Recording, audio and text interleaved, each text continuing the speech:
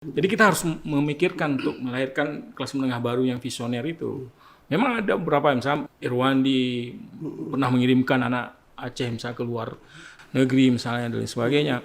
Tapi kan secara idealisme mereka pulang itu kan tidak dikuatkan, tidak dipersiapkan dari awal, hanya sebatas mengirimkan, kan gitu. Tapi kalau misalnya coba anak-anak Aceh sebelum dia dikirim, mereka di training keacehan yang kuat, dibangun akidah Aceh itu supaya nanti bisa mereka di sana bukan hanya mereka belajar, tapi mereka networking misalnya. Jadi mereka pulang, mereka udah siap. Ini yang dilakukan sama Lee Kuan Yew. Ini yang dilakukan oleh Taiwan misalnya. Kan gitu. Ini yang dilakukan oleh Afrika Selatan misalnya. Kenapa kita nggak memikirkan itu gitu?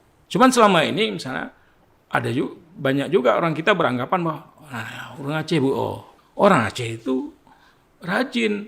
Masalahnya di jaminan pasar.